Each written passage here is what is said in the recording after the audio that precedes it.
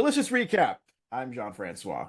Excuse me, y'all. I am like downing Gatorade. That's so ghetto of me. I'm Lieutenant Murtaugh. Well, first of all, I thought you were going to say ice cold water because ice cold water deserves a pause like that. I'm assuming you're drinking Gatorade because you haven't been feeling too well and you need the electrolytes to just sort of cure you. Yes, I need the electrolytes to make me feel better. And it's Gatorade Frost, which, besides the apple flavor, I think is the only Gatorade people should consume Why is that? because it tastes good. All the others taste the way a bathroom smells, and that's gross. Well, sometimes the bathroom can smell great if you put some scented things in there, but other times it could just smell like disappointing poop. John, that is about as truthful as a statement from Donald Trump. Bathrooms smell disgusting no matter where they are. All right, fair enough. I assume that you are Lieutenant Murtaugh. It's his first appearance, his very first appearance on Family Matters, and I take it you enjoyed him in this episode. He was the episode. Now, now, is that a positive commentary on the episode as a whole or a negative commentary? I'm gonna say it's a positive on the actual whole entire episode, but he was the episode for me. Okay, well, the episode that we're talking about, season two, episode six of Family Matters. By the way, if you don't know what the hell we're doing, we recap the 90s sitcom Family Matters.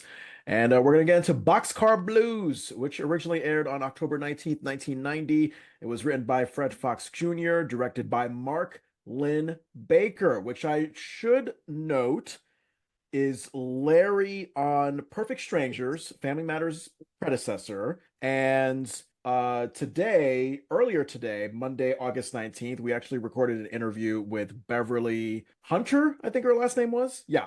Who wrote a couple of episodes on season nine of Family Matters, one of which guest starred Mark Lynn Baker as a very verbally abusive boss of Harriet's. So interesting how Mark Lynn Baker went from being in Perfect Strangers, being a big part of that, to sort of like being behind the scenes on Family Matters, and I think just popping up on camera as someone other than Larry. He went to make his return and he's like, it's been long enough. Everybody forgot who I was. Let me come back. There you go. And I think his last name was Appleton or Applebee's. I'm not sure. Either way, he makes me think about mediocre restaurant food. Never eat Applebee's. Applebee's is disgusting. Let me tell you, like as a fellow full-time DoorDash driver, when you see a bunch of old people coming out to rock and play, you know it's a lunch rush at Applebee's. Oh my gosh. It's like that is their happy hour. That is senior happy hour. When I become a senior, I'm going to be turning up at Applebee's. I will be at the bar doing shots and endless margaritas. Yeah, it's either like old people or like these jockey sports guys at the bar that are talking to the bartender about whatever it is they're talking about. It's an interesting crowd that Applebee's attracts. Applebee's, you never know if you're going to walk into older people or maybe a drunk guy at the bar. Yeah, it's quite the variety. But as you mentioned, our guest star, I think our only credited guest star, I should add, Barry Jenner as Lieutenant Murtaugh. Unfortunately, he passed away back in 2016, so we're not able to have him on the podcast. Rest in peace, Barry. The criminal who appears in this episode, he's not credited. I guess because he doesn't have any speaking lines. He doesn't say a single word. He's just a body. So I guess that doesn't count as IMDb credits. I guess. I don't know, man. And once again, the Hulu synopsis doing a very good job of spoiling the whole episode for us. While Carl Winslow chases a suspect, he gets trapped in a moving boxcar with Steve Urkel. Steve's uncertainty about choosing a career leads Carl to the realization that he should no longer pressure his son to become a cop. So not only is it a spoiler, but we're led to believe that Steve's uncertainty about choosing a career is a bigger plot point than it actually is. Yeah, that Hulu synopsis would make you think like none of the rest of the family's in this episode, except for this little mention of Eddie at the very end. Yeah, it's very misleading. But maybe that's their way of trying to get you to tune in because you'll be surprised at how different the episode is from the synopsis itself. All right, would you mind explaining the rating system that we are going to be doing just throughout this recap? Throughout this recap, we're going to be using some terms like our appetizers, our entrees, or your main course, your dessert, and your junk food. things you really like about this episode, what drew you into it, what was your sustaining part of your meal, and then what was the little tasty treat on top. And as we rate this, we're looking at the quality of our product, the mastery of our line delivery and our emotions for the scenes, the personality and vibe of the cast, and how the producers made it feel cohesive, or if it wasn't, the value of our time of watching it, and do we have any common grounds? Is there something that you and I can relate on about this episode, whether it's good or bad? There you go. All right. So you won't have to explain the delicious stars again at the end. You already did it at the beginning. You know what? I didn't even say the delicious stars because we're gonna rate it from 0 to 3. And you're gonna Okay. get that rating. You're gonna accept those stars. No lube. Okay. So you either get no stars, which means we should not have wasted our time watching this episode. We're gonna get 1 star, which means it was a good episode in its respective season. It may not have been the best, but it was still there and present. 2 stars, it was excellent and worth our time watching. And then 3 stars, it was exceptional. It encompassed everything we love about the show, and it was worth making this a special journey to watch it again. Love it. So we'll get that at the end of the recap, and throughout the recap, as you already mentioned, we'll just do, appetizer, junk food, dessert, we'll do all that crippity crappity, all that stuff that makes the delicious recap so damn wonderful. Let's get into the cold open. We go into the living room. Carl and Harriet seem to be dressed up for this unidentified thing that they're going to. What are your thoughts about this cold open? The cold open is only good until we get to the very end. But Okay.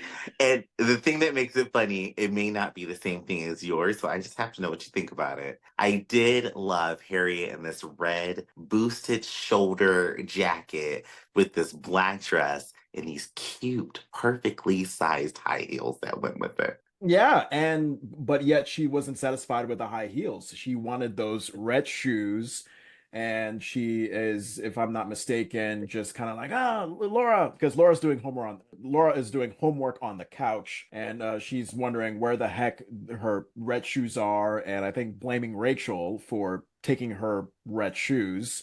I thought the black high heels were just perfect. I didn't think that Harriet needed those red shoes. She didn't, and we'll be specific, they were red flats. That's what she was looking for. And I am so happy she did not put them on.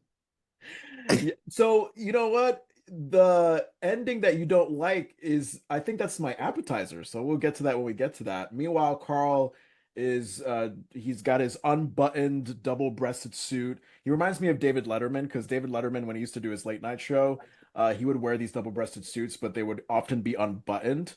And Mhm. if you want to see something that just doesn't look quite right, it's an unbuttoned double-breasted suit, because it just looks like you're like this like flappy penguin bird that is like waddling around. You know what I mean? Like a double-breasted suit is meant to be buttoned up. It's not meant to be just like open like that. It's like if you're unbuttoned in a double-breasted suit, you're either about to shoot an OnlyFans scene or, or you just left a wedding and you are hammered. Carl is somewhat hammered, apparently, going to this again unidentified event. What were they going to? Like a date afternoon thing? I don't even know because I we don't know what time of day it is, but it looks like it's daytime. And then I'm very confused because they're in very evening wear. Yeah.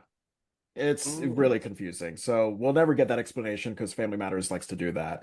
And amongst the blaming that Harriet does to Laura about Rachel always taking her things, I remember she was like, "Oh, what does she think we are, the Doublemint twins?" And that is a reference that I think I've heard before but didn't quite know. And I looked into it, and they were famous for the association with the Wrigley's gum, Doublemint. You already knew this, right?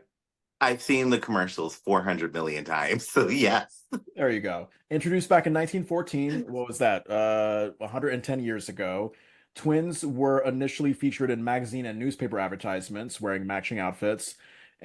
And apparently they had this iconic double your pleasure, double your fun jingle that is associated with the gum.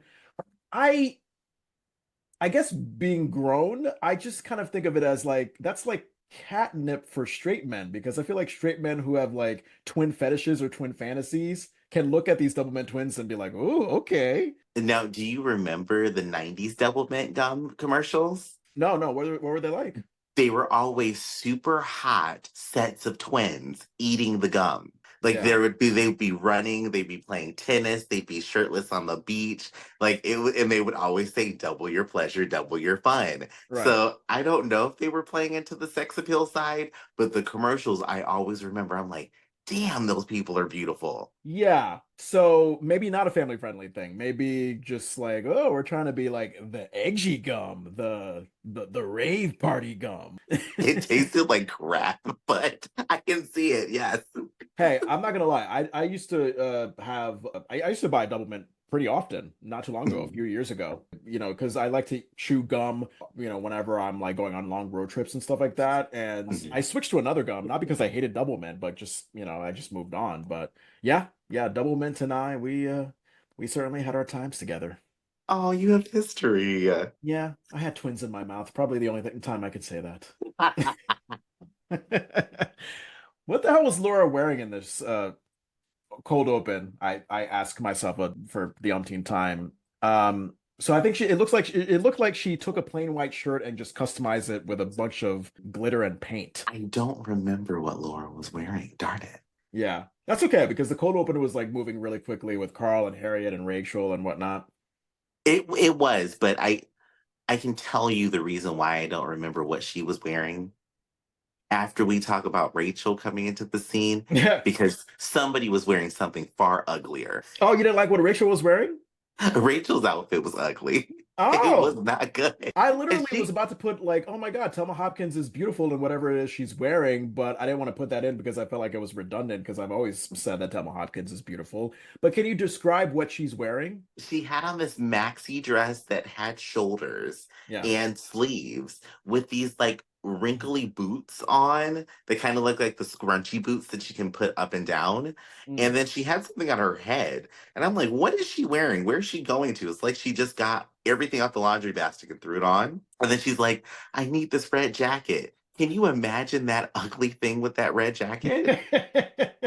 Yeah, it probably wouldn't match. I think she was wearing some dark version of a sun hat on her head, I think. Okay. Yeah. Yeah.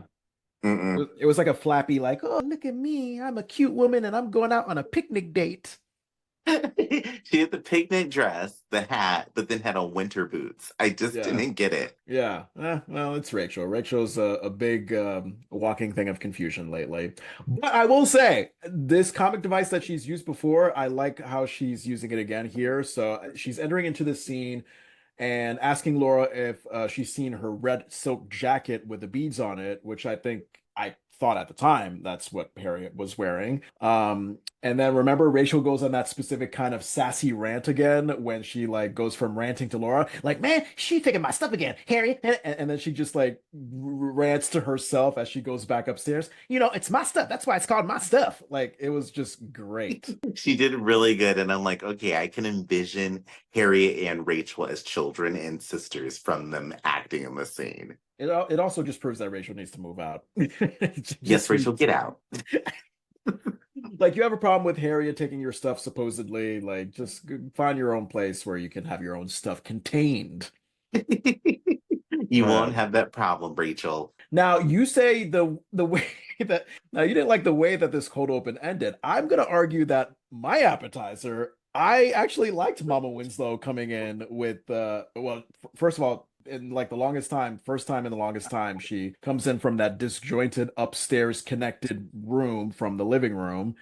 And she comes in wearing both the red silk jacket that Rachel is looking for and the red shoes that Harriet is looking for. Now, of course, we know why they cannot be red heels because it's Mama Winslow. Can you imagine Mama Winslow trying to sport red heels? But she could have come in there with little red heels. She's a wild child. Yeah, but I wonder like if at a certain age your feet are just not going to put up with that. I feel like that's a heterosexual problem. Gay men, we are Okay. cramming our foot into that high heel. You could be so you're saying you could be a 65-year-old queer man or woman. You're gonna fit your feet into the high heels. No less than 6 inches. Mm-mm. All right. All The right. higher the hills, the closer you are to God. Remember that. Okay, that is a saying that I think I've never heard before.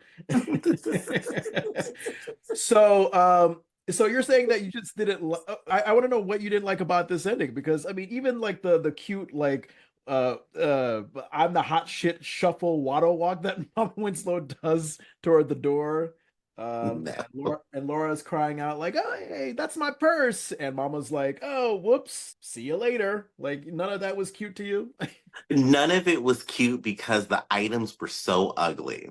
Yeah. They were hideous. I was like, why did they do this to Mama Winslow? Y'all put her in her grandma moo and then added this ugly red jacket, these ugly red shoes. And I'm like, no, she wouldn't go out like that. She would have looked way cuter. She would have had something white under the red. Give Mama Winslow the dress she deserves because that was ugly and I didn't like it.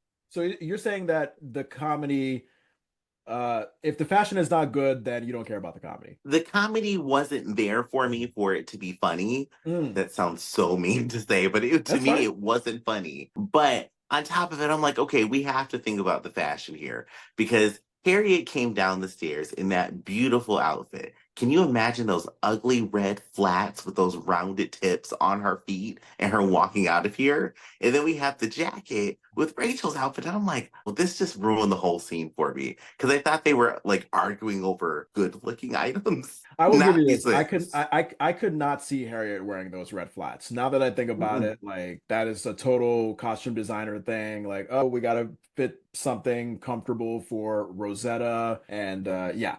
It seemed like what was actually Mama Winslow's clothing, we were trying to be led to believe that it was Harriet and Rachel's, and it's like, no. Nope, nope, Yes, nope. they let me down. Like the scene was really good until there. And then I was like, oh. Yeah. Hey, I'm gonna give Mama Winslow a pass for Mhm. being old enough to be able to steal whatever clothing items that she wants from anybody because she has earned that right. She has lived long enough on this earth. Um, she could up her fashion game, yes, but steal whatever you want, old lady. You have made friends with Barbara Bush and the Queen of England, so you're entitled, I think. Okay, I can see that. Well, if you're friends with them, then yes. Go ahead and raid the closet. But next time, go to Eddie's closet. It may be still like a cute jacket or something. Yeah, I think I have some fashion notes for Eddie in this scene one. Do you have anything else for the cold open? No, that was it for the cold open for me. Yeah, we go into the kitchen. It looks like Winslow family is just gathered around for dinner nighttime in this scene, and Jesus fucking Christ, this shows Bobby Brown obsession right back again because Richie is fiddling his food around with his fork, and he gives a look to someone. We don't know who he's giving a look to, but it looked like he was giving a look to someone like they stole his candy. I bet you he was looking at the scene director like, can I just eat the food? Judy said it's good. That's a good point. Actually, the director must have been like, okay, twiddle your food, and then at point 0.5 seconds, this is where you sing the song. So I think it was Rachel is asking Richie why he's not eating, why he's playing with his food, and then he just belts out, it's my prerogative, and I can do what I want to do, whatever the fuck that chorus is.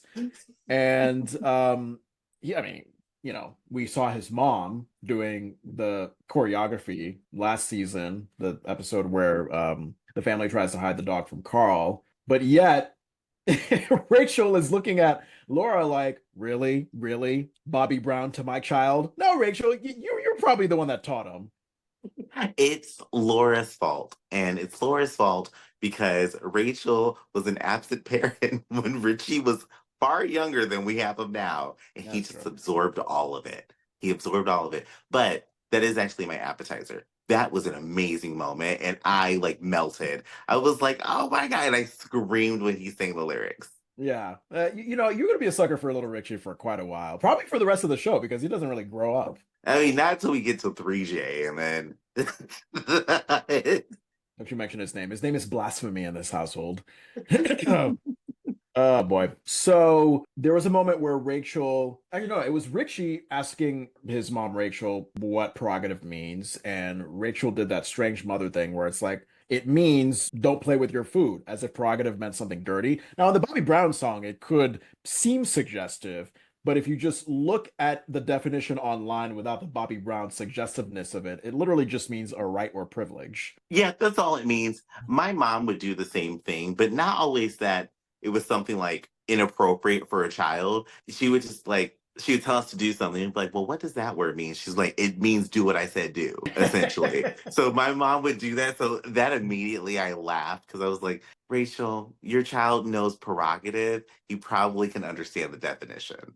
Yeah, yeah. Anytime a parent says, "Oh, because I said so," it just means, "Oh, I don't know how to talk about this sensitive subject to my child, so I'm just gonna, I'm gonna try to act like the adult that knows everything by saying nothing." I mean, Any thoughts you have about this scene? Anything that you liked?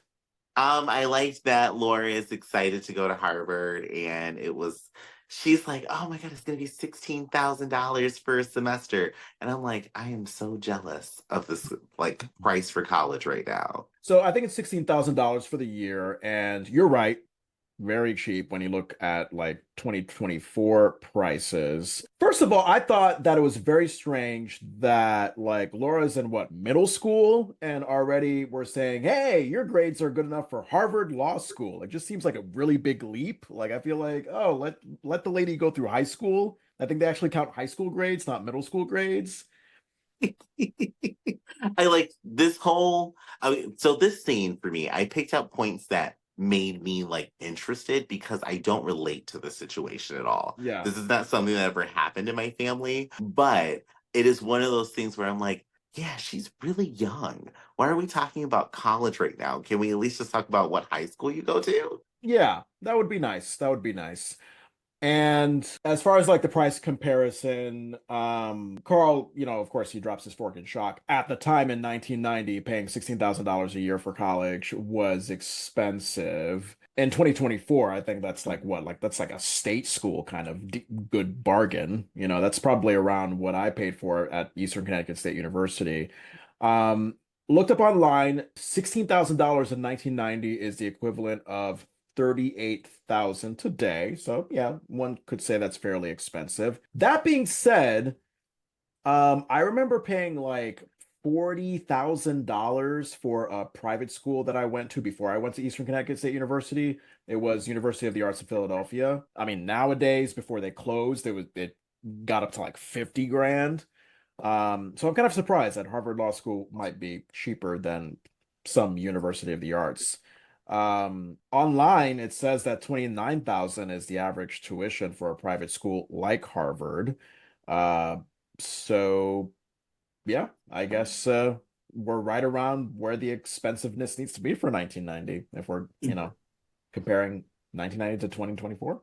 Yeah, I would have thought Harvard's admission price would have been so much more. But yeah, I guess we are kind of like right around the area where you would be.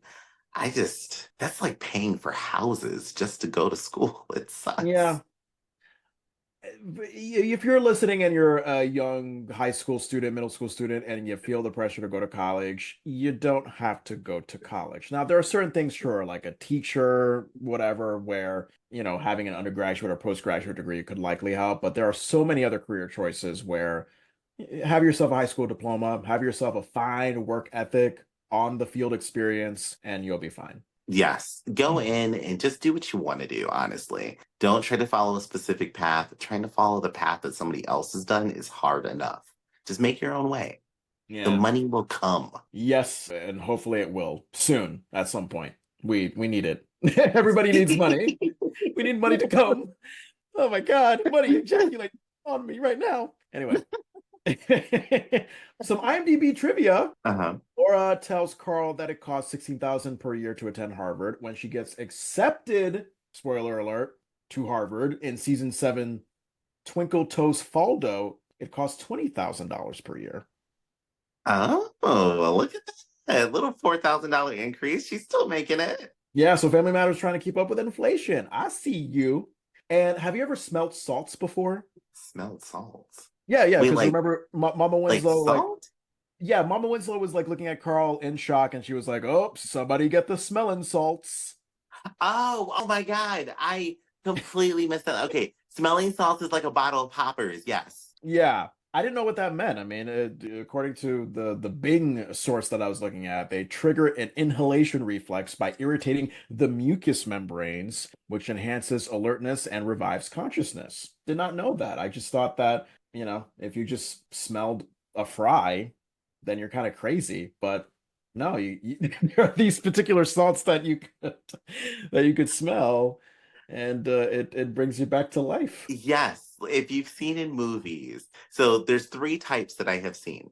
Yeah. One type I am very familiar with. They are called poppers. They come in a little brown bottle. Oh. Another type, it looks like a tube of chapstick. And you kind of put it near somebody's nose, and then the smell wakes you up. The Hmm. third, if you've ever seen a movie, they break open a little capsule and then put it under somebody's nose. Hmm. Those are smelling salts. So that fume inhalation, it irritates you and you wake up. What? It's insane. I like that. Huh. Mhm.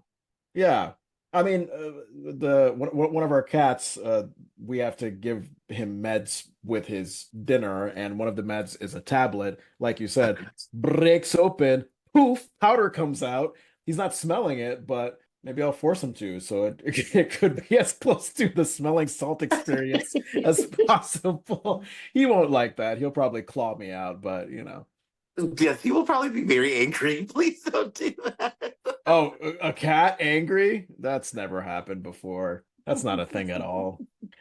Anyway, so we get to Carl asking Eddie what his future plans are, and Eddie says, rock star. And Carl tells him he needs to find something to fall back on. Eddie says he'll be a model, I believe. Carl Mhm. still rolls his eyes. So here we go. So many problems here. We're going right back to season one. One, don't compare Eddie to Laura. Let uh Eddie enjoy his present as a high schooler who just wants to have fun with his dinner that he's currently eating, whatever it is. He's got time to think about the future. And two, in my opinion, if Eddie wants to be a rock star, like, great, Carl, like, encourage him. Ask him sincerely what steps he wants to take to get there. Don't create that stigma of like, oh God, you're like into this show business thing that is uncertain.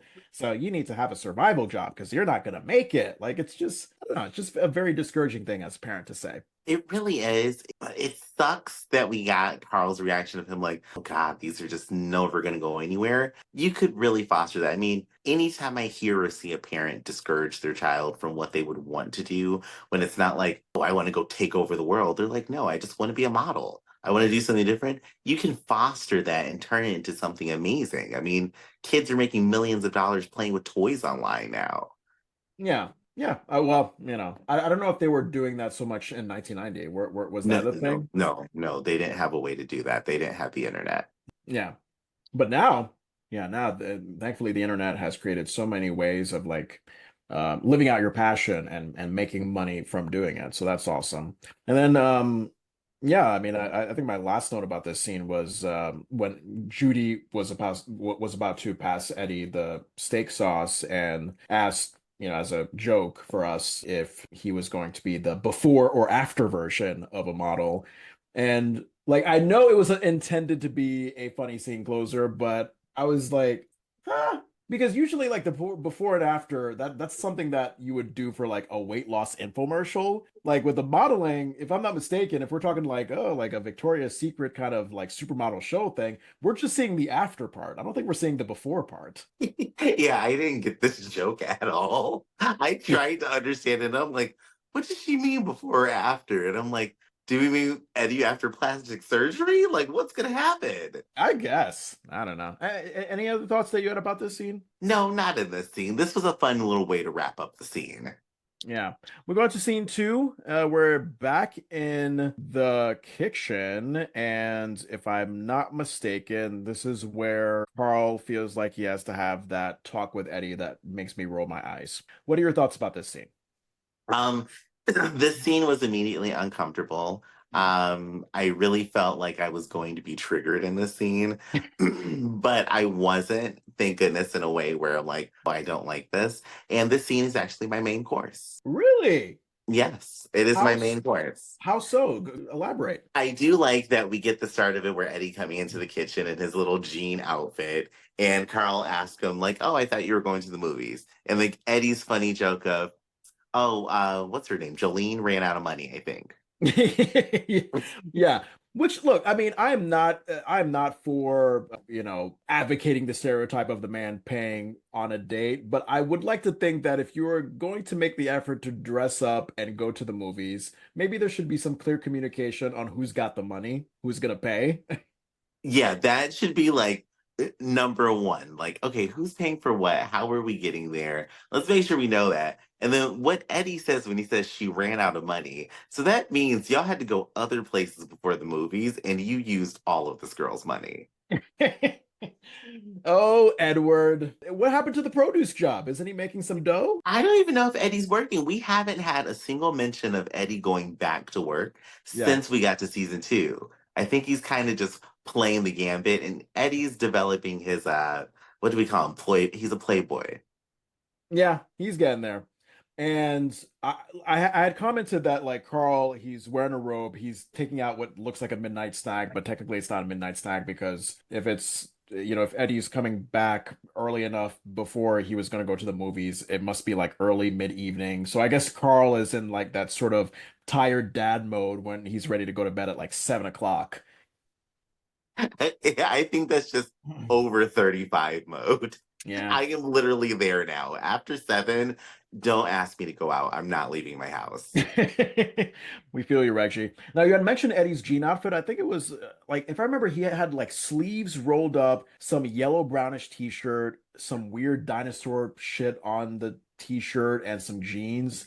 He was letting us know that he's trying to make a statement. He was having fun with that outfit. It was ugly, but fashion ugly, where it's like, okay, this is so ugly, it's cute, and I would Yeah. wear it. Yeah. So, did you say your main course was in this scene? Yes, this entire scene is my main course. Oh, Even my though main I'm course. talking bad about it, it's literally my main course. You know what? My main course is in this scene too, but I want to know what your main course is. The entire scene is my main course. I love how every single thing works in this scene together, with the start of the conversation and then Eddie and Carl getting to talk about career choices again.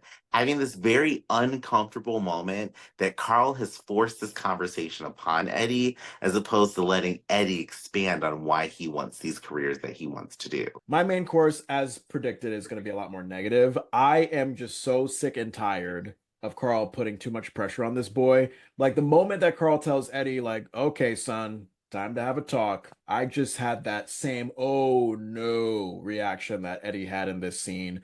Because Carl could just make it as simple as like, all right, you want to be a rock star, you want to be a model, go pursue that, whatever, do what you want to do. But no, he's like forcing, I think he's forcing this idea of like a real job as a policeman. How about that, Edward? Not a fan. We've seen the pressure, the immigrant dad pressure that I like to say about Carl. We've seen that a few times in the first season, and I just feel like this is another example. And especially a police officer as an option, putting that in front of Edward. If he's hesitant about that, I would follow through on that, Carl. I would listen to that because it is a very life-risking career. It is. It's a life-risking career. I hate the entire focus of Carl's conversation. I think it's very bad. It's Yeah. not healthy as a parent. It's not healthy as a human being, if we're being honest. Because the way the conversation goes, where Carl is kind of guiding Eddie to, oh, maybe you should try being a cop, give this a try and do it. I feel like he was explaining to his son in not so many words, you need to be prepared to accept less and not your dreams. Yeah. And Yeah. that is what really irritated me about Carl in this scene. Yeah, that's an immigrant thing. It's an immigrant thing. As a child of Haitian immigrants, I think that immigrant parents can have this perception of like, well, we're already in the minority. We're already set up for failure coming in as the other in this dear country of America. So, just keep your head down, try to make whatever basic money you can, keep it moving. If you want to go grand for a career, try something basic and assured, like a lawyer or a doctor. Like, don't be doing any of that funny rock star shit because of who you are, because of your identity, it's going to work against you. And it's a cynicism that look, I know some immigrant parents can voice that with the best of intentions as a way of supposedly protecting their children, but it's discouraging because it, like you said, tells their children that they can't reach the sky, that they can only reach the top of Walmart. Yeah, it's, ugh, I hate it. I hate it. I hate it so much because think of all of the potential you've just squashed by just like, oh, just get something that's safe and secure. Fuck that. No, I don't want to be safe and secure. I want to have a fun life. Yeah. My last note. Eddie's wearing braces. I did not know he was wearing braces at all. You didn't see he was wearing braces on his top, the top part of his teeth? No, I actually didn't notice that at all. Yeah, Darius has got some braces. I don't know if we're gonna see that in another episode, but look back at that scene. He has some braces. It was interesting to see. Oh, wow. And I always thought he had really nice teeth. I've got to take a look at it. I really have to take a look at it because I did not pay attention. Wow. Yeah. I don't know. Maybe there's some separation of the teeth. Maybe it's part of his puberty process. I'm not sure, but I saw braces. I'm not going crazy. Anything else for this scene? Just the last part of it, that there is actually the agreement of Eddie going on this ride along. And I think this was just the staple that kind of tied this in as my main course because I've gone on a ride along before and it's a pretty fun excursion. So I was like, oh, okay, we're going to see something pretty cool here. So this is like the equivalent of like take your daughter or son to work day. You just merely become a shadow to the day-to-day working of a police officer. Yeah, that's essentially it. You go along for a shift and you see what you experience in a shift. It could be anything. You see anybody get shot? No, somebody did get shot, but I didn't see it. I had to stay in the car because I look like the suspect. So they were like, yeah, you can't get out. But there's a lot. We saw a lot of prostitutes, and that was just the fun thing. There you go. Well, whoever that police officer was, Carl can learn from this person because clearly Carl is not the best person to go on a policeman ride along with. Anyway, we get to scene 3 in the living room, and this is the introduction of your favorite character, the character you are this week, Lieutenant Murtaugh. What are your thoughts about this scene? This is my favorite scene of the episode. This is Of my course. dessert. Everything Lieutenant Murtaugh says is my dessert. Everything. You just love it. You just love how he has like this very exaggerated bodybuilder flexed macho bravado thing about himself. And you know it's fake. You know that, I don't know, say if his wife told him to like go clean your room, like he's gonna do that in just a minute. So I think that is that is that what you like about this Murtaugh character? I love his jokes. I love his demeanor. The way he stands, he walks, he moves, literally reminds me of every police officer I have ever worked with in my entire life. It's like he went to a police station and just studied these people because it's that good. Now, is that like a form of defense mechanism that these police officers put on? Because, you never know like what criminal, what dangerous person you could be dealing with. So you have to like put on this impression that you're like, oh, I'm manly. I can take you on. Some of them do that, and those are the ones who became police officers because they're weak. The Mm. ones who actually just stand with that natural posture, it's because of your bulletproof vest, where your gun is, everything on your waist. You'll notice a cop right away from how they stand because they always swing their arms out wide because they don't want to hit their gun or their taser at their sides. But then also that vest, it's like props you up. So the way he was standing is typical how a police officer would stand, even out of uniform. There you go. The Family Matters production staff did their research. I like that. And as far as like the delivery of lines of Murtaugh that you like, I think one of my favorites was when he like took a breath, looked around the house that Carl was showing him, and he was just like, "Pop's house." Yes, Pop's that is house. the start of it. I love the start of it. Pops out, and I just screamed. Yeah, whatever that means. And then I think another line that I loved from him, Winslow, in this crime-plagued society, we need every flesh and blood we can. So if your son wants to serve, I want to meet him. Oh, never mind, that's not a funny line, but it's just I think my I think my remark was like, oh, well, little do you know, Murtaugh, like he doesn't want to meet you. That was my remark on that line. And remember when Murtaugh was bragging that his son and daughter, this was the best line ever. He was bragging that his son and daughter are cops and his dog is in the canine corps. I had to check if that was actually a thing, and I didn't know that it was the thing where like dogs like they're sniffing out explosive or drugs. I didn't know that's what the canine court was. Okay, that makes sense to me. And then the golden ending to that line, you know what I'm talking about. Carl asking Murtaugh if his wife is also in the police force. I thought Murtaugh would say, "Oh yes, she is," but Murtaugh's deadpan line of "She left me." It was just great. It was great. It was so good. He delivered it so smoothly. The inflection in his voice made me laugh, and I'm like, that figures. I don't think a woman would stay with you. I mean, come on. Would you want to be with a man who not only lives the cop life, so you're worrying about him, but clearly put pressure on the rest of his family to live the cop life as well. So now you have a whole household where you have to wonder if they're going to come home alive every night. Yeah, you're put on pins and needles. You don't know what to do. And there are cops out there who are like this, where their cop becomes their entire personality, just like Murtaugh. Like there's nothing that's not cop related in their life. I could imagine. I mean, sometimes you go into these criminal cases and you can just get deeply absorbed into them. And especially if you come close to death with some of them, I could imagine that it'll just suck you in and you'll never be able to get out. Steve and Eddie eventually enter this scene. They're in the middle of some conversation, and uh, I think it was Steve exclaiming to Eddie that rats cannot vomit. And actually, I was just like, what? Where are we going with this? Number one thing went in my head was, wait, is that true? Can rats not vomit? And it's actually true. Did you know that? I didn't know that was true. Because the only thing I thought of was Rick and Morty episode where a rat vomits. Oh, well, Rick and Morty clearly don't have their facts straight because, according to the internet, rats cannot vomit because of a powerful and effective gastroesophageal barrier. Couldn't say that word correctly. Firstly, the rat's esophagus or food pipe and stomach have an unusually tight muscle band called the lower esophageal sphincter. This sphincter, acting as a barrier, makes it virtually impossible for food to flow back up into the esophagus. So, in a fancily worded way, no, rats cannot vomit. And I'm so jealous because they must have quite a time when they're out drinking at night. You know what? That's probably good. I kind of wish I had that this weekend. That you had a rat's throat? Yes, yes. Oh, did you have quite the weekend where you drank and vomited, or just vomited? No, I've just been vomiting. Yeah, I'm so sorry. I'm so sorry. God. And then Eddie was asking Steve, like, Steve, who cares? And Steve said a response that made sense, but also it just like for me got me further buried into the whole confusion of this conversation. He was like, uh, well, a guy sitting in front of a rat on a roller coaster, which is it makes sense. I get it, but also it's just were you like me? Were you just like, why this dialogue?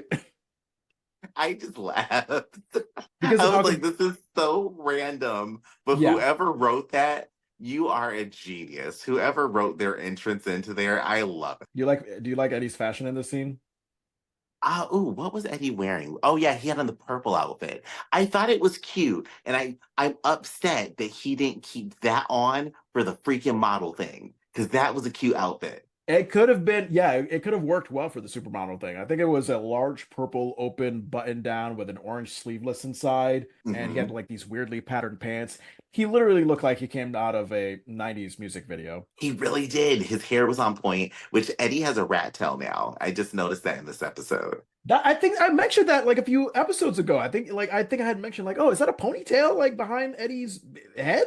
I think it's been growing because there's like it's like noticeable now, and I'm like, oh, when did he get that? Was that in back then? Yeah, that was a thing. Yeah. All right. Well, in this scene, we go into the kitchen, and this is where Eddie is telling Carl that he cannot go to the police ride along, and Carl has that. No, never mind. I'm sorry. I think we're still in the living room when this exchange happens. So Eddie says to Carl that he cannot go to the police ride along, and it's embarrassing for Carl. You can tell by the tense smile on his face because Lieutenant Murtaugh is right there. And then as he leads Eddie into the kitchen, he slaps his hand really hard on the back of Eddie's neck. Did you get that? I was like, Hmm. oh God, that's like bordering on abuse, Carl. That really is. That would have made me punch Carl in the face. Yeah, he deserved it. And so we have Eddie and Carl exiting the kitchen, and then we get that awkward moment of Steve and Murtaugh alone in the living room. And then because it's Steve, he just comes out with, "Ever frisk a woman?" So weird. Such a little weirdo.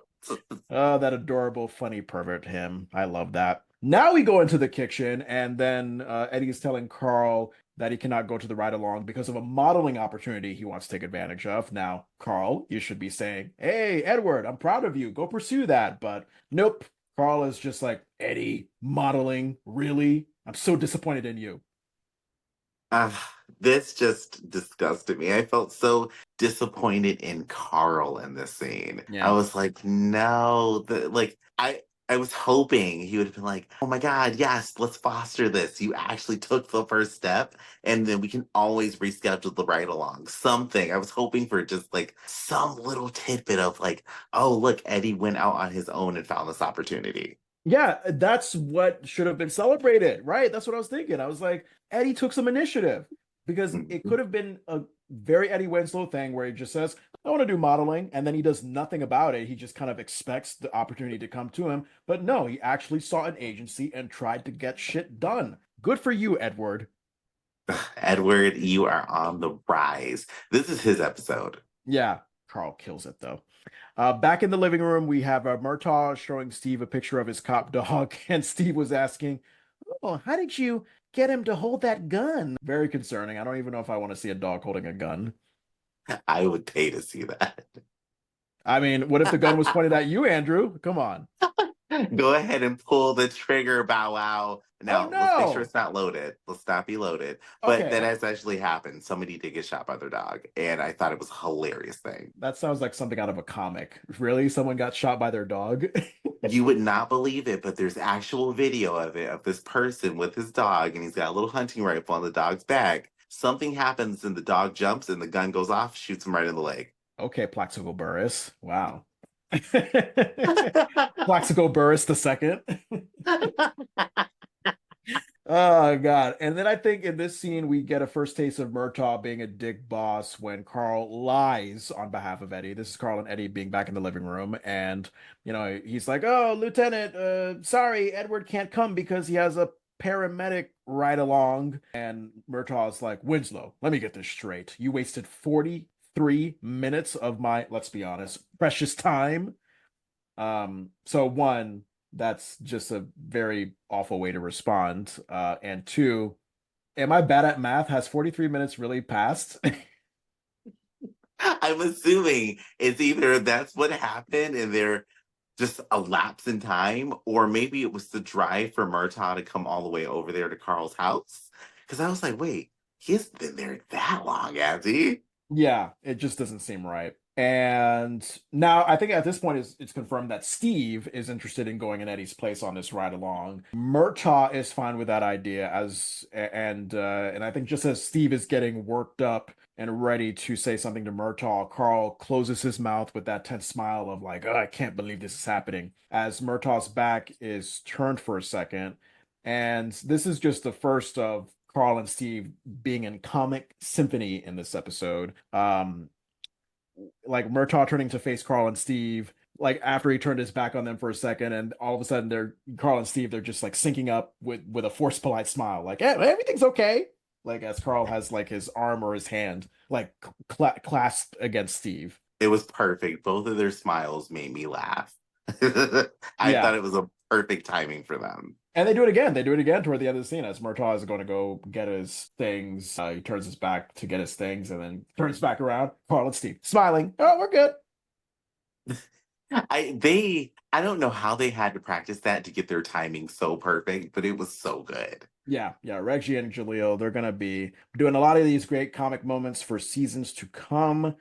Um, and I remember there was a moment where like Murtaugh was shaking Steve's hand and notices the handshake is rather soft, and he says like, "Oh, 6 months in the academy will firm up that grip."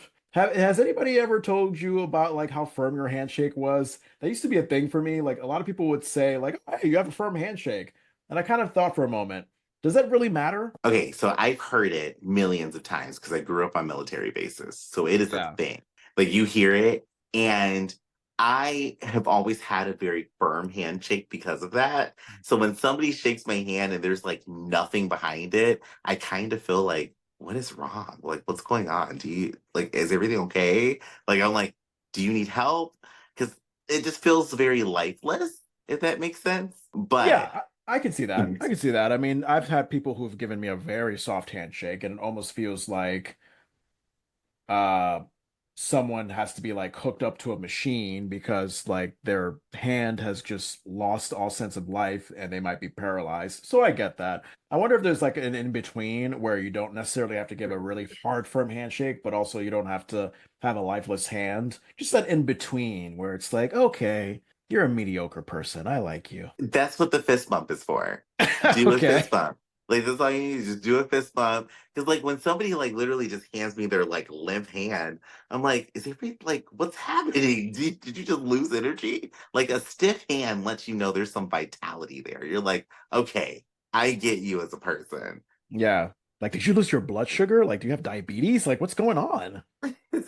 Like I just feel concerned. But that is actually the funniest joke in the scene for me. That was the joke that made me just laugh out of my seat because Murtaugh delivered it perfectly the way he said it, and I just know so many men who have said that the exact same way. Yeah, So I'm just yeah. like, oh, I love you. I love that. Anything else that you loved about the scene? Yes, the other funny joke here, Lieutenant Murtaugh, after Carl tells him that Eddie's going on the ambulance ride along, I didn't expect this joke to come out. When he says, we plug them and they patch them, I just laughed, even though that has not aged well at all. But it Okay. was so funny that I just was like, okay, give him all the awards right now. He has stolen this episode for me. So maybe I'm stupid. I don't remember that moment, and I also don't get that joke. What's the explanation of that joke? So we plug them, they patch it means we put bullet holes in them and they patch up the bullet holes. So the police shoot you, the ambulance helps you. Oh, okay. All right. That makes sense. It's kind of a process. Like we put the peanut butter, they put the jelly. Exactly. And I laughed and I could not stop laughing. And then I felt immediately guilty after I laughed. I'm like, yeah, that's not funny in today's context. But in this moment, it was hilarious. Yeah, yeah, it's fine. It's fine. Family Matters has a pass. Anything else? That is it. Okay, cool. We go on to scene four. This is where Carl and Steve are out on the beat doing the policeman ride along. What did you think about this one? I thought it was funny that they have this very big siren set up on top of the car. I thought Hmm. for the 90s it would have been a lot smaller. Hmm. I didn't notice that siren so much. That's interesting. Okay. I remember the moment where Steve pushed the siren inside the car. And I don't know, in my mind, I never thought that the siren would be some easy button that you could just push in the car. To me, like because of this loud sound of a siren, I just feel like it's like this grand thing where it's a secret activation where you don't know where you're going to activate it, but it just cannot be by your car radio. That's just impossible. It is the smallest and most unassuming switch in all police cars. You would not know it if you didn't know that that is what it turned on. Hmm. The only thing I can think of that's an equivalent to what you were thinking of, there are police sirens from like the early 30s that they would have to wind up, and that would work. Like a jack in the box. Mhm. Oh my God. So I liked the grainy footage of this on location shot where we see Carl and Steve on their policeman beat. And it felt like I was right in Die Hard. I don't know. I just felt like, something about that grainy, dark footage. Reginald Val Johnson, he was also a cop in Die Hard. It just kind of brought me back to that vibe? I did kind of get that. I can see it. That very ominous, but we're in danger, but we're the safe people vibe that I like. Yeah, yeah. And then another example in this scene of like why Herb and Diane need to be reported to child services. Steve tells Carl he was in an ambulance once. Carl asks what for, and Steve says his parents used to break like they used his body to break the piñata on his fifth birthday. They actually used a human child as a baseball bat. Let's take that into consideration. He needs a hug. Okay, so I completely missed that joke. Yeah, Stephen Quincy needs a hug right now. It's so sad, but yet so hilarious. I loved it. I loved it. And I think another moment that stood out, Steve asking like, "Oh, what's this button is for?" That was the siren. Yeah, that's the siren that I'm talking about. And Carl, freaking irresponsible Carl, instead of like just simply telling Steve with a forceful vocal tone to don't touch that button, this guy is just losing control of the steering wheel and he's just doing this car accident almost happening swerve.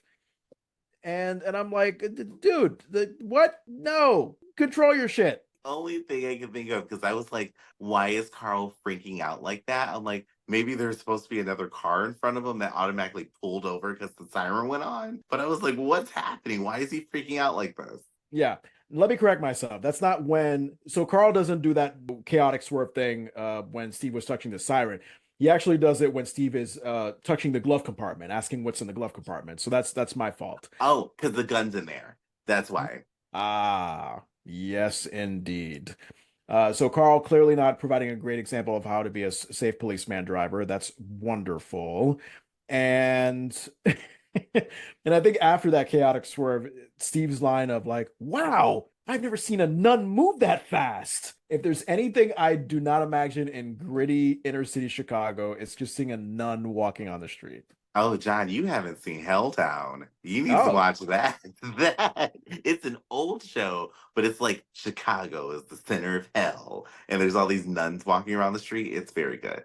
wait. So nuns in Chicago are not as pure as they are anywhere else, where they're in their like secluded convents? In this movie, no, they're walking around trying to save the souls of men in Helltown. Interesting. Have you ever set foot in Chicago and saw nuns all over the place? I've been to Chicago a few times, but all the times I was there on my knees, I never saw a nun. I thought I heard that incorrectly for a minute, but okay. All right. You're in Chicago for some penis. John, I was just tying my shoe. Jesus Christ. Oh, okay. Okay. We'll go with that explanation. We will go with that. That was surprising. I was not expecting you to swerve in that direction. It just flowed. That was natural out of me. I don't know what. Yeah. Yeah. Anywho, when Steve was asking, "Can I hold your shotgun?" to Carl, and Carl responds with, "Do I look stupid?" And Steve's reply very quickly, "Only when you play golf." Like I was like, "Damn, rapid wit there, little boy." Their building of chemistry in this episode, I feel like this is one of the really first times where I've gotten to see Carl and Steve in such sync together from the last scene into this, where I just love this little comeback moment of Steve's. Yeah, yeah, it's wonderful, and I think the scene ends with someone on Carl's intercom, police communication, walkie-talkie thingy. What do you call it? You used to be involved with 911. The radio, just the car radio. That the car radio. And then someone on the car radio was just saying something to the effect of like, we have a white Caucasian wearing this and blah blah blah, this and that. And Steve was so enthusiastic. He's like, "Yeah, let's do this. Let's step on it, partner. 2 on 12. Let's nail this hairball." Aren't you into I'm it? laughing because it's so relatable. The first time I was right along and we got to call him like, yeah, we're going to go nail them. And we get there and it's absolutely nothing. Oh, also, calling someone a white Caucasian, isn't that redundant? So I have always wondered, I don't know, I'm whispering it because I can't offend anybody. But I just always wonder, I'm like, is Caucasian offensive? Because what is that? And so I was like, what? No, I mean, Caucasian is like calling a black guy an African American. The Caucasian race, as defined by Wikipedia, is an obsolete racial classification of humans based on a now disproven theory of biological race. What the fuck does that mean? The Wikipedia is giving it a difficult explanation. We know Caucasians as the white people. Yes. Yes. Yeah, we'll go with that. Anything else about this scene that you liked? No, we actually nailed all of it because I am happy once we get into scene 5. Oh, yes, the moving boxcar scene, but I initially called it the train hay compartment thingy that they're in. So yeah, this is where the scene of the crime happens. Carl and Steve, they get into this moving boxcar. What did you Oh, and by the way, before I ask you about your thoughts, some IMDb trivia about this. The exterior shot of the cattle car, an obvious model, in parentheses, that's what they say. It does not match interior shots. There is no lantern light visible from the outside. The door has vertical slats outside and horizontal inside. The side slats are open all the way down outside, while the bottom half are sealed off inside. Okay, so I am not joking here at all. I'm 100% serious with what I'm about to say. Everything you just read is the only notes I have for this scene. Really? But I yes, did not notice anything about that. Now, all of that is too complicated. Can you just explain that in layman's terms for me? So when we see the opening shot, it's a scale model of a section of train tracks with two train cars on it. So Mm. this is made like if you've seen like a model city or like clay designs or like little builds of stuff like doll houses. Imagine that, and the camera's close up on the shot. The actual train car is painted a very dark ebony wood. When we get inside the scene where the actors actually are, the wood looks nothing alike. Mm. So the openings in the car where air would flow through that are like wooden planks, they're in the wrong direction for what we see the actors acting in. And then Mm. on top of that, the actual setup for the scene doesn't match anything of what is actual on the physical location of the set when we zoom in.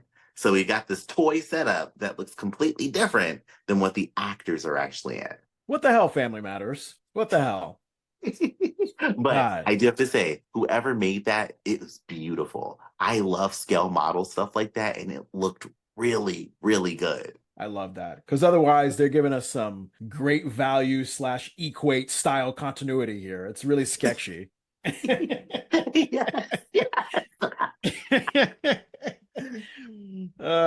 Some signature selection kind of continuity. I'm naming all the store brands, by the way, that I can think of. Like you are doing all the right things because I saw this and I was like, this is a bag of cereal from what we got on the outside. It was not a box anymore. Yeah, it's not Cheerios, it's Circle Oats. This sounds so disgusting. You want some circle oats? It's what it is. It's circular oats. Oh God. All right, so the white Caucasian criminal, he's hiding something in his pants as he's getting on the boxcar. He is now okay. It's normal for this boxcar to be open and unsupervised in the middle of the night like this. Like this is just common. Like maybe Yeah, if the train is just sitting on some tracks, anybody can get into it. Typically, if there's a livestock car, it's not going to be like padlocked from the outside. Mm. All right, so eventually we see Carl getting into this boxcar. He's got his gun hoisted upwards. He's trying to look for this criminal. Actually, no. Before he gets into the boxcar is when we see him in view. He's got the gun hoisted up. Made me laugh because remember when he just suddenly trips, like before he gets on the moving boxcar. He almost trips, and I'm like, oh my God, Carl's going to end up blasting himself with this damn gun. Gonna pull off a Plaxico Burress years before Plaxico Burress was probably even born. I know. Plaxico Burress gets too much mention on this podcast. He doesn't deserve it. He needs to fade away from relevancy. From relevancy. Okay, I'm not going to lie to you. I just thought the name was funny. I do not know who this is. I could have sworn we talked about Plaxico Burress, the guy that accidentally shot himself. I think he was a football player that accidentally shot himself in the leg at the club. What was he? Okay, I'm going to deep dive into that later. What? You thought I was just saying some like weird, silly name for no reason? It sounded funny, and I'm like, oh my God, this is a funny person's name. It really is. It's a stupid name. Okay, so I think it was with my wife Tony. I think I'm confusing the conversation. So I thought the conversation that I had with my wife Tony is what I had with you. I was shocked with that my wife knew who Plaxico Burress was because he's a black football player. My wife doesn't, tune into the NFL. So yeah, never mind. All right, you don't know who Plaxico Burress is. Now you do. Now I do, and I'm even more intrigued. I hope he's hot. I hope he is too, because that's the only thing that's going for him now that he has no leg. Anywho, so Carl hears a little noise. He reacts with freeze, and then he points his gun at the mooing cows in this boxcar. Um, and then Steve enters and exclaims, "Cows!" And Carl was like, "Oh, freeze!" Which was kind of confusing to me because Steve's voice is very obvious. I don't know how Carl did not detect that it was him. I think Carl was like just on edge where he's like, every sound could be the person. And that's why, but Steve, the way he talks, it's like that would snap you out of concentration in a moment. Understandable, understandable. And Carl and Steve, like, they notice a lantern and a backpack over by a stack of hay. Specifically, Carl, this stupid ass. Whatever. Steve is a kid. I'll excuse Steve. But did you see how very clearly in view this criminal was trying to sneak out of the way? Like, very much in sight. Carl could have seen him. It was ridiculous. Yes, it was very Pink Panther. I was like, what are we so like nobody notices this man behind you in this clear light Like, oh, we don't notice this guy. Maybe that's I don't know. I mean, I guess he should have had speaking lines to make it more obvious to Carl that, like, hey, criminal, there, shoot him. But no, alas, no. And then I believe this criminal ends up locking Steve and Carl in the boxcar. So we've declared them the worst policeman and the worst policeman shadow's assistant ever. That's already there. Steve is clearly more equipped than Carl at this police thing because Carl is about to shoot this locked door open with his gun, and Steve has to be the one to point out to Carl, like, hey, there's cows. Does the word stampede mean anything to you? That's a thing. So I actually think Carl should have shot it. The cows? Yes, I think he should have shot the door. Oh, the door, not the Um, cows. Okay. hey, if you got to take out the cows too to get the suspect, if you're really in life danger, you got to do what you got to do. But I Ugh. actually think Carl should have shot the door. It probably would have worked, and I don't think the cows would have trampled on them. I don't know. I feel like the cows would have been alarmed and would have trampled over Carl. I don't know. I just feel like cows, like they're just they live a very chilled existence, and to just hear the ping ping, like they're I don't know. Maybe they'll just cow shit and stomp on Carl to death. They could. But see, my thing is, they're not going to run towards the sound. So, like, you would have been okay. Why wouldn't Carl? So cows when they hear gunshots, they naturally like run away from it, right? They don't run toward Yeah, it. they're going to run away from the thing that startled them. So, I don't think that that would have happened, But I but think it they would would. have been funny. But wouldn't they just end up jamming their faces against the wall because it's a tight space? They don't really have anywhere to run in that boxcar. Yeah. And that's another thing. Like, Steve is like, stampede, but it's like, there's no room for them to get momentum. So, we would have been okay. All right, I can. I'm trying to see where you're coming from. Like, I'm shooting the boxcar door open. We're catching the criminal. Okay. Carl blames Steve for all of this chaos, of course, because Carl cannot take responsibility for his own failings. Um, and from the criminal escaping to locking them in this train thing, it's all apparently Steve's fault. And I would argue that a shadow that Steve is, it should have been like you because you said you couldn't leave the car, right? You had to kind of like stay in a safe zone and you couldn't really like be on the active scene with the policeman as they're going up against a criminal. Oh, no, now I could, Oh, but I looked like the criminal. I looked like the suspect. oh, That's why they said I had to stay in the car because they're like, we oh. don't want to confuse you with the suspect. Now, do you think that Steve should have been with Carl as assistants on this whole criminal chase? No, No. no. Steve shouldn't have been with Carl, and Carl and his partner should have split up. They should have stayed together. Carl should have cleared the corners of the cars when he was walking through them, and this would have never happened. This is 100% Carl's fault. Yeah, and the perfect timed moment comically, just as Steve says something like, "Well, at least we're not moving," and then the boxcar starts to move. So who knows where in the buttfuck Tennessee they're gonna end up with this moving boxcar? There's just so many questions I have here when it comes to this because I'm like, who are y'all chasing after? Who was this guy? What did he have? We needed a little more context, but I did like when the train started moving because I'm like, ooh, we're gonna get a little fun tidbit of these two stuck together in this space. Yeah. Anything else you have for this scene? Nope, that is it for me on this one. Now, my junk food is this entire scene six. I don't think this scene six does anything to move the story forward. This is where Harriet is preparing food in the kitchen. Rachel's doing laundry, and Rachel just as confused as I am when she sees Harriet just putting the salad in the oven. But for good reason at the same time, because I'm like, oh, okay, it looks weird, but I'm sure that Harriet is having that policeman's wife response of like wondering why her husband is home or not home yet. Um, I love the scene. oh, I thought it was so good. This this scene, if it wasn't here for me, none of this episode would have made sense. But to have this moment where we got Harriet, one who is sitting in this outfit, she looks so freaking cute. This yellow top, this accent belt, and this blue pencil skirt. Dress Harriet like that more often. I love how she looked, even though she was just making dinner. Um, but her like nervousness when she put the salad in the oven, I laughed. because that was funny. But she's playing into that nervousness that I've seen a lot of policemen's wives have just for like them not being home 30 seconds after they normally would have been home. Mm-hmm. Mm-hmm. Okay.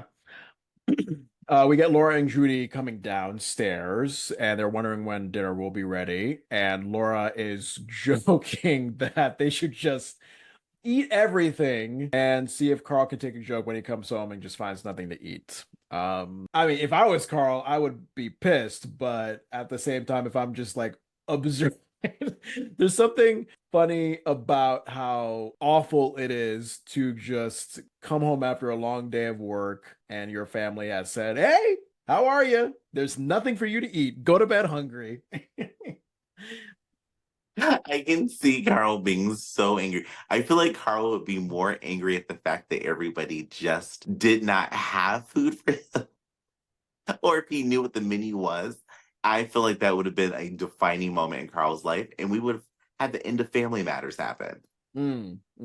And another fashion moment from Eddie here. He's got the dark light brownish suit outfit. He is coming in from the back porch door. He's slamming the door. He is very disappointed that this modeling agency thing didn't work out. Why did it not work out? Here we go. Classic dumb Eddie. Because there are a bunch of other good looking guys.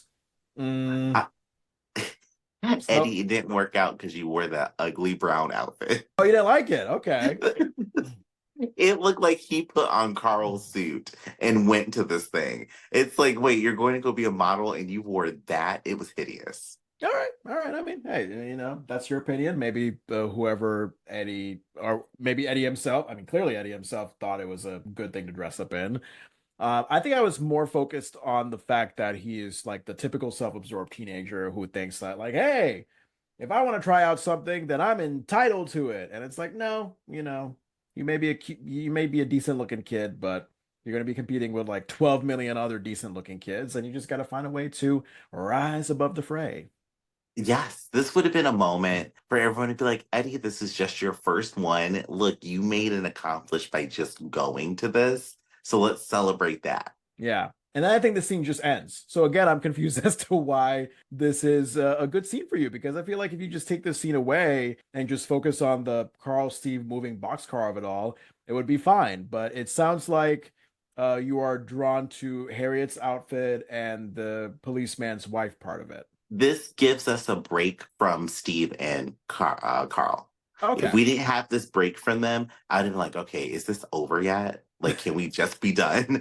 But this gives us a nice little break. And it also feeds into the continuity. Because if you are somebody who is related to someone who's like a first responder, or if you worked as a first responder, you'd be like, so nobody in his family cared about where he was this whole Mhm. entire time. So it was like a really nice transition scene that just made the episode flow a little smoother for me. Okay. I think if it was more longer and more fleshed out, if it was more layered, I would have no, I would not have a problem with it.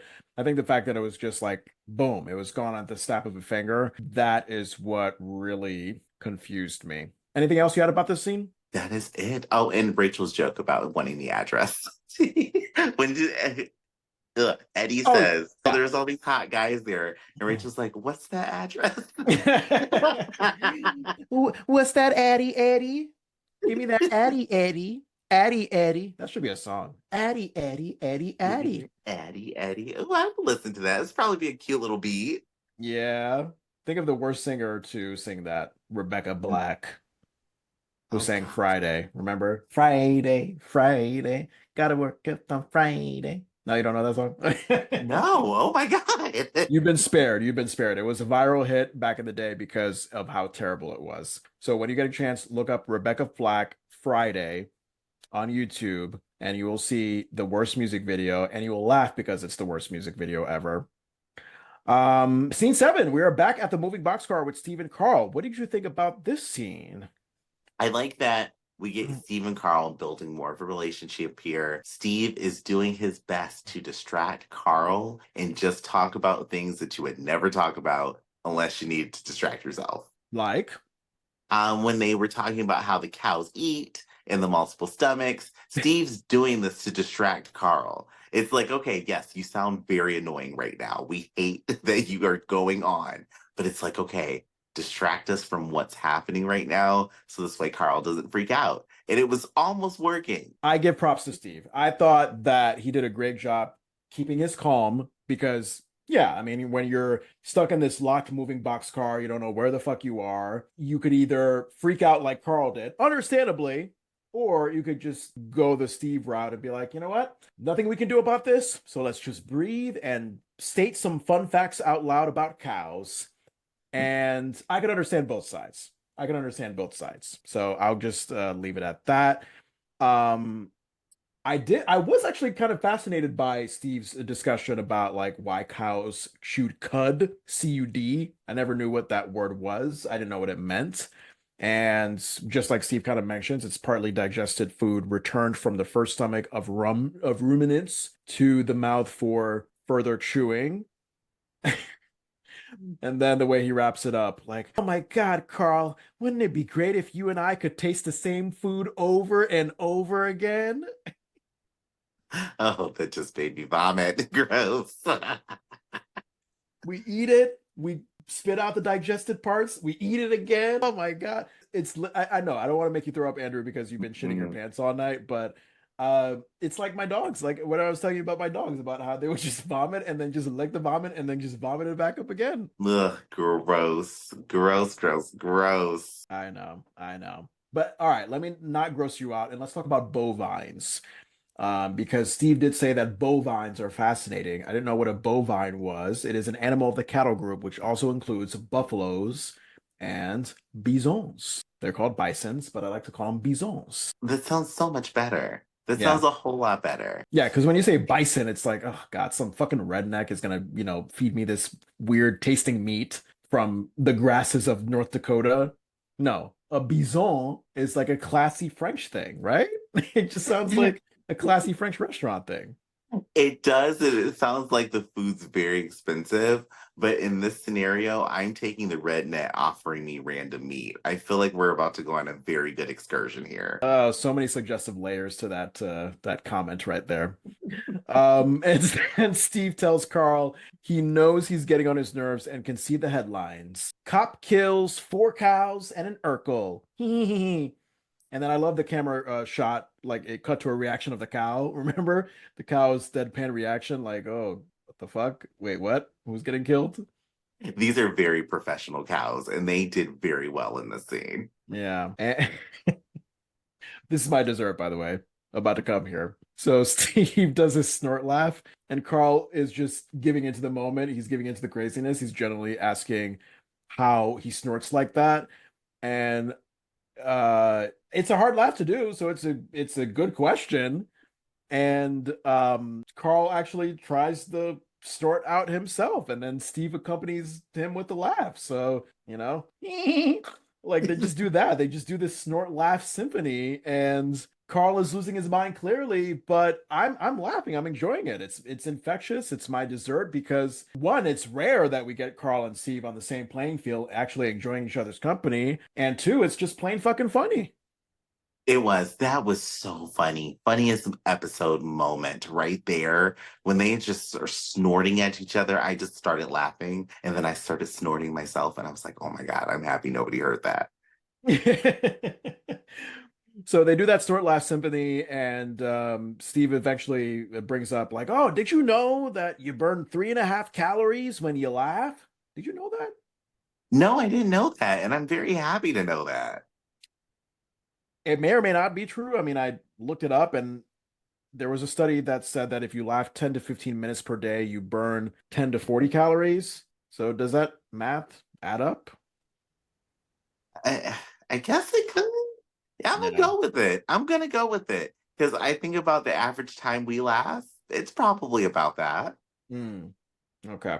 Food for thought, or bovine for thought, to bring it back to the cows. So I think this is where we get like a little bit sentimental. Steve is fawning over Carl and remarks how great of a dad he is, and Carl is genuinely flattered. Steve says the line, "You take Laura and Judy to the mall if there are no sports on TV." And I felt like that was a line that could have been greeted with a little chuckle from the audience, but it was greeted with silence. It felt like it was a joke. I don't know if you caught that. It felt like it was a joke to me, but I feel like the audience, like me, was confused on if we should laugh at this point because it felt like the scene was taking a heavier tone. Yeah, a little bit. A little bit. Um, Steve eventually does admit to Carl that he wish he were his father, and Carl is like, "But Steve, you do have a father." And Steve says, "Oh, I know, he's a terrific guy, smart, good looking." I don't know what father he's talking about. Must be someone different than Herb. Herb is probably fine. I think Herb is probably fine as shit. Herb and Diane are probably like models and look amazing. And they're like, how did we end up with Steve? So you're saying that the more toxic the parents are, the more fine they are. Yeah. You know, yeah. All right, we'll go with that. Yeah. You use your son as a baseball bat to break a piñata, but hey, let me get some of that Herb and Diane dressing. I mean, beautiful people can get away with that. Like, oh, you just ran a red light, but I'm beautiful. Okay, go ahead and be about your day. But at least let them go all the way. Are you talking about white woman privilege, Andrew, when they get stopped by police? You know what? That used to be a thing until police realized that that's a trap. They do it for the men. Oh, white man privilege. They're like, what's your grinder? I'll see you later, cop. That's what they do. I was not expecting that direction. I was going to say something along the personal lines in my world, but I'll talk to you about it off the air. Totally different. No, we don't get too much of that here in Vermont. Not that I know of. I mean, there might be some of that happening undercover. You never know. But um, and oh, Steve is unintentionally allowing Carl to reflect on how he pressured Eddie to become a police officer by saying that Herb wants him to become a brain surgeon, and Steve doesn't want to go that route. And he admires the big guy, Carl, because he thinks, he would let Steve make his own decision if Carl were his dad.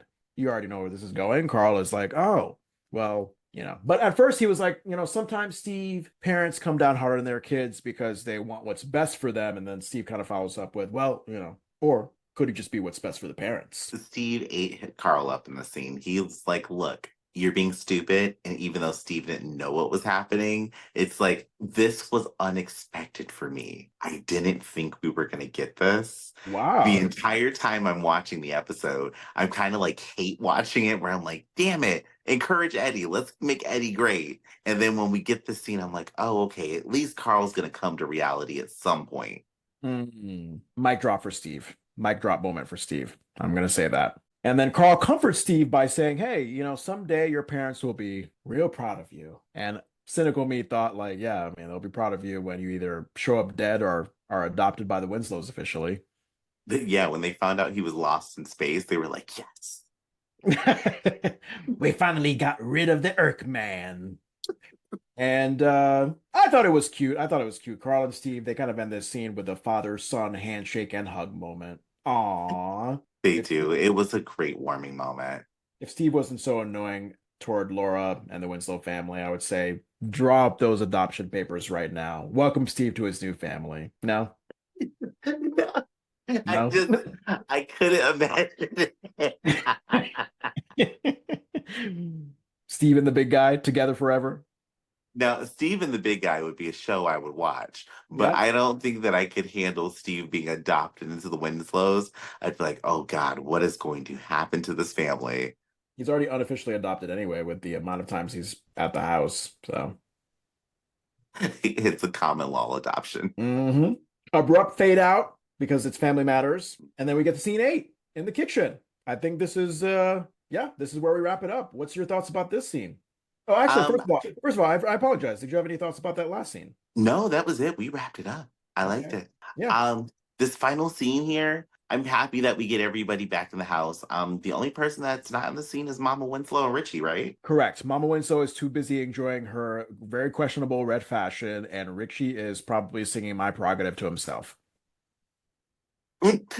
Richie is doing the work. But I thought this was a good scene. I thought this was a perfect way to end this because we address Harriet's nervousness. We get another joke about Harriet saying, "Oh, I'm not worried" to Laura. And then that's how Laura knew she was worried. So those are the things that stuck out in this scene to me that I really loved. And even the final talk with Eddie and Carl. What did you think about them not explaining what happened to the criminal? That's what bugged me. I like to open this scene.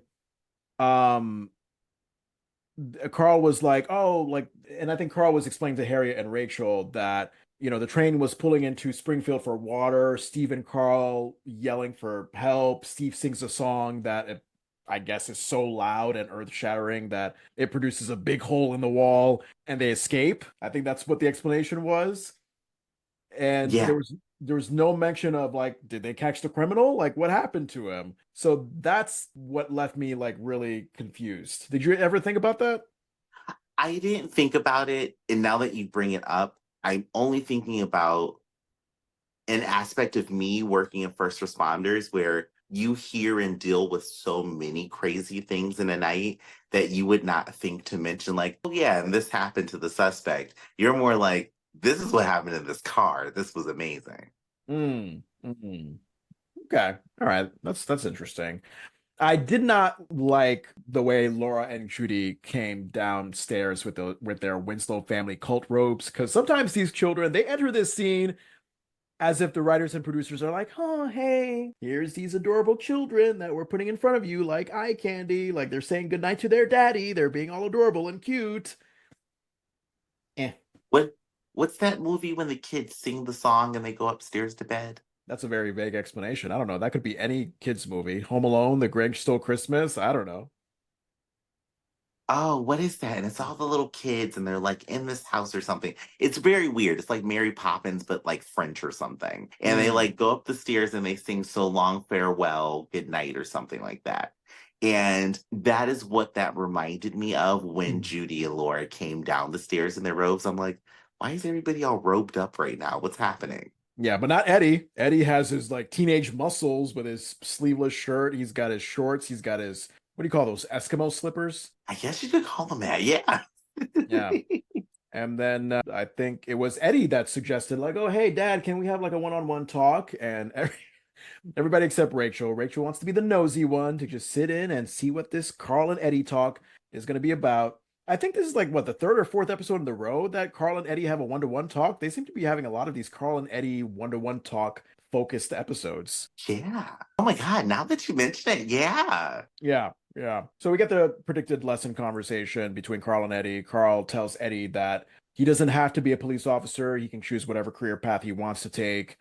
Uh, and this motherfucking dad, he just makes me laugh out loud with this line. And I'll try not to put so much pressure on you, okay? Okay, Carl. Yeah, I'll believe it when I see it, since it's like the fifth time that you put pressure on Eddie.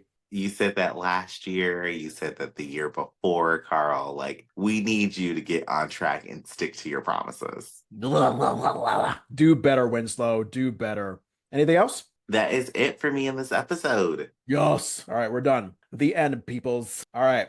You've already explained the delicious stars, how we're going to rate it. So let's just get right to it. What are you rating this episode and why? So, this episode for me is 3 stars.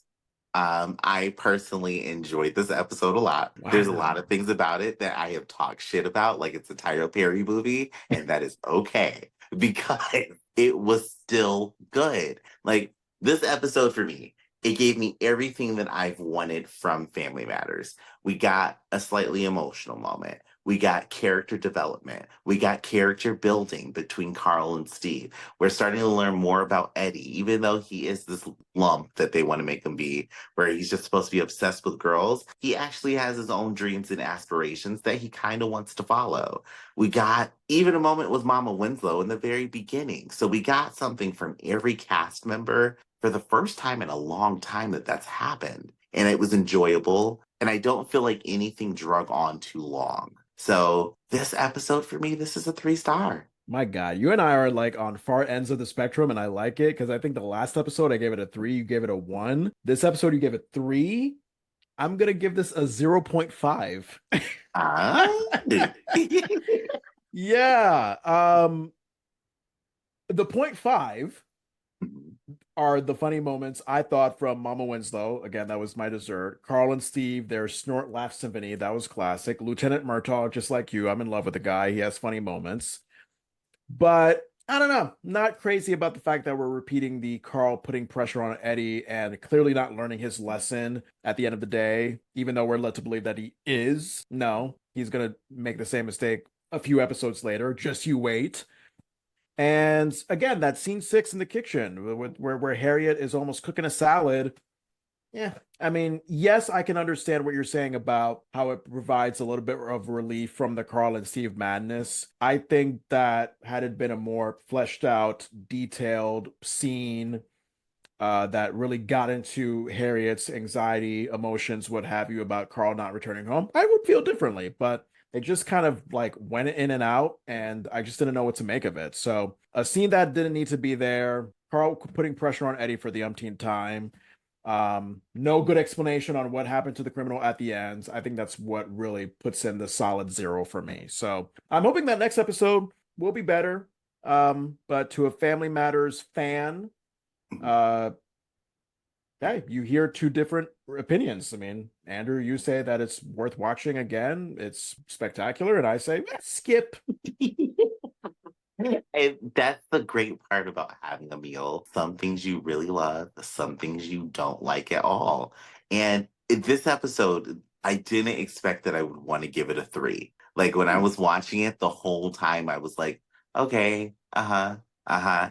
And then when I rewatched it and put the whole entire thing together, I was like, this is phenomenal. I would watch this on my couch at nighttime just to feel good. All right. Interesting. I love that. Well, you listening, you viewing, we would love to hear your thoughts about this episode. Questions, comments, concerns, whatever. TheDeliciousRecap@gmail.com. Please follow us, subscribe, rate, and review The Delicious Recap wherever you get your podcasts. You can find us on Instagram, Threads, Reddit, TikTok, all at Delicious Recap. We're on YouTube at The Delicious Recap. And please, we beg you, we need your money so we can feed our mouths. Subscribe to that Patreon. We give you early episode access and behind the scenes conversations. Patreon.com/delicious recap for just $5 a month.